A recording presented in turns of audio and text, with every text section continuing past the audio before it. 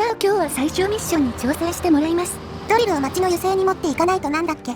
ドリルがあるのが沈んだ土地村で、お届け先はジムネゴースクですか。2マップをまたいだかなりの長距離輸送ですね。その長距離輸送はいいんやけど、何かねこの車は。ドリルと言ったらこの子かと思って。正気ですか？大丈夫、助っ人を用意しました。なんか成功する気がしてくる読み上げをしてくれるお兄さんです。油性の再稼働、貨物を届ける先はジムネゴースク。なんか成功する気がしてきた。険しい道と泥に阻まれ、貨物輸送には困難な道とされていた。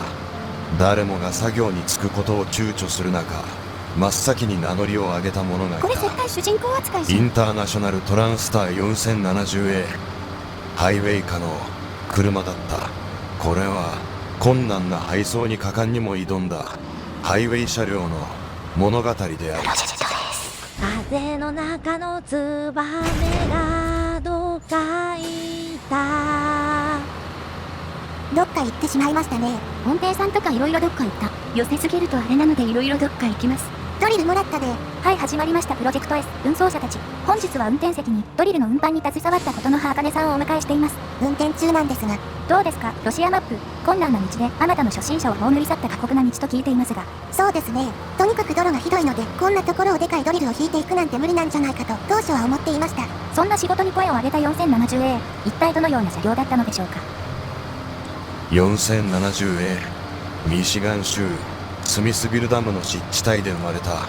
父も運送を営んでおり、その姿に憧れ自身も運送屋となることを目指した。馬力には自信があった。この力があれば活躍できると思い、運送屋の門戸を叩いた。しかし配属された先はハイウェイ化、いわゆる窓際族の集まる部署であった。攻略サイトには売れば資金になることが利点と書かれた。運転を担当していた社員たちからも売却論が上がった。売って他の車両を買うべきだ。 AWD もデフロックもない車には活躍の場はない。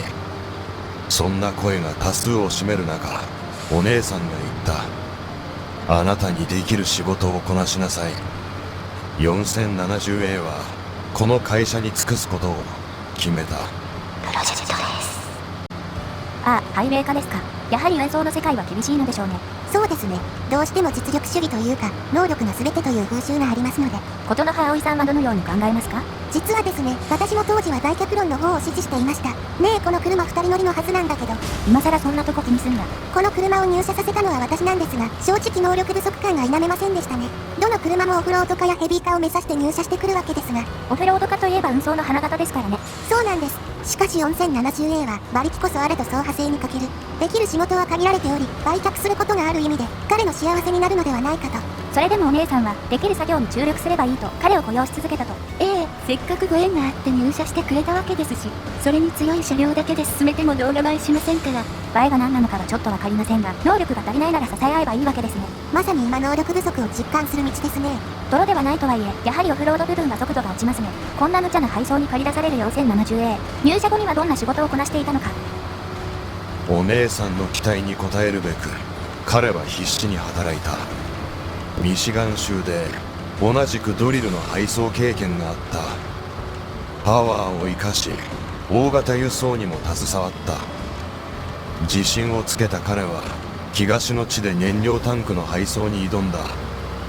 しかしそのタイヤは泥に埋まった。動けなくなったところをオフロード化に救助された。自分より一回り小さい会社のエースだった。このマップの多分最難関ここやで。今彼のエピソードを語ってる最中なんだが。うるせえちんたら話してるからやろな。これはゆっくり読まないと勝てる感が出ないんだ。なんかあっさり通過できたね。隣村まではあと舗装路なんだよね。思ったより見せ場なかった。順調ですね。今度こそ失敗できないと望んだ今回の配送。並々ならぬ思いで全力でかけた。隣村へのゲートが迫っていた。画面は少し進んで採石場に入りました。この村は特に苦労するポイントはないと聞いていますが、9割舗装路で次の町に繋がってますから、ゲートは2箇所あるようですが、今回は舗装路で繋がってる方を進みます。順調に進むかと思われた今回の配送。おや、成功の報告を待つお姉さんに緊急の知らせが届いた。さすがどっか行った。サスペンションの不調。最後まで後ろに書いといた。このままの走行を続けることは不可能かと思われた。次のゲートまで持たせろ。幸いあとは舗装路ですので、無理やり走ってきてください。コントローラーがずっと振動してるんですが、段差とかなければいける。焦る4070例の目に飛び込んできたのリアガレはージ目の前しのぎをなんて入ればいい削り合っだけやな。たうるせえ、ここでハイウェイ車両が助けに来た方が映えるから。 MH9500。同じハイウェイ化の車だった。同僚の危機にいても立ってもいられなかった。メンテナンス用の装備を担ツンぎデレか。ガレージを飛び出していた。燃料も入れていけ。ここが最後の補給ポイントだからな。壊すなよ。勝手に壊れるんだって。さて、修理を終えた 4070A。一体どのようなルートで配送に挑むのか。今回は山の中を通るルートを考えています。山ですか？一見すると大きな道は他にもあるんですが、泥がひどくて、ここは他の村に比べて発展しているように見えますが、建物があるところは舗装されていますが、そこから離れるとひどいものです。町とはいえ、そこはやはりロシアマップと言えるでしょう。なるほど。山道の方が泥が少ないんですね。そうですね。この車にとって泥は致命的ですから。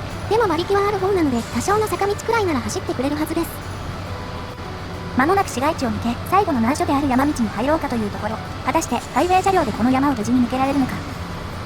山道に挑むにあたり彼には秘策があった。高性能ウインチ。通常の装備と比べ射程距離と巻き上げる力を強化したウインチ。山道には必須の装備とも言えた。しかし高い能力の代償にそれは高価な代物だった。18,800円。数件分の依頼での利益が吹き飛ぶ額だった。当然反対の声が上がった。ハイウェイ車両には過ぎた装備だ。途中なんだの。この状況が目に入らんのか。だからこういう時のためにウィンチ買ったんだろうな。そうやった。こういう時のために高いウィンチ買ってきた。それさっき言った反対を押し切って買ったという美談にしたかった。だって一件仕事して3000円前後な相場やで。18,000は反対するやろ。ぶっちゃけ他の車が欲しい。でも考えてみてください。普通の車で走ってもネタに困るでしょう。まあ山芋とかで運んだら何事もなく終わりそうですが。そこをあえてハイウェイ車両で走ることで謎のドラマが生まれると。だってプロジェクトなんたらって今やったら作業者たちの熱いドラマです。熱いドラマです。はい。なんとか体勢は立て直せたかな。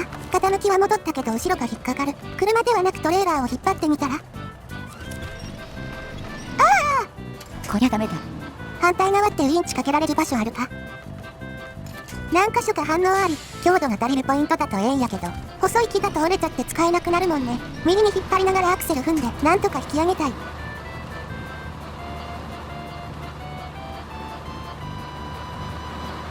お、いけるか。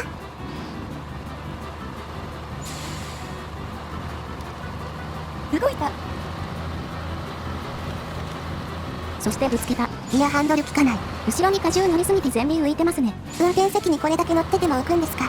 そこは言わないお約束。ほら突破できそうですよ。泥が少ないとはいえ山も厳しいですね。でもこっちならウインチ使い放題なので。広い道だとウインチポイントなかったりするもんね。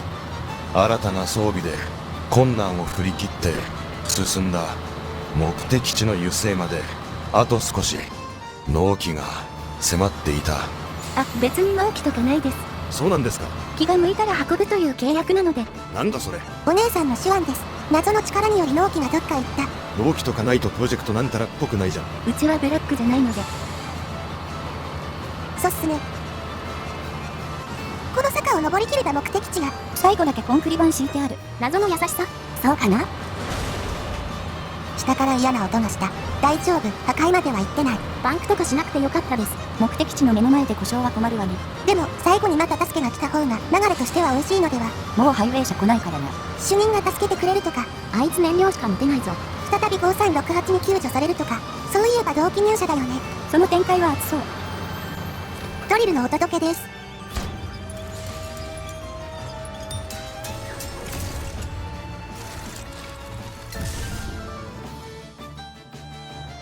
よくやった。止まってた分は取り戻せないが、これで進めることができる。感謝しますわ。はい、8900円。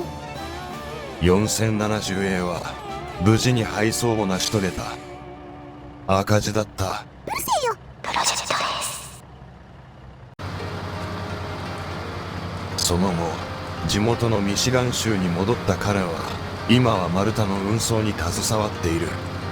持ち前のパワーを生かし村のために精力的に荷物を運んでいる。金がないからな。クソ高い装備の赤字補填はまだなんですが、長丸太の次は中サイズの丸太も控えてますからね。仕事はまだ終わらない。プロジェクト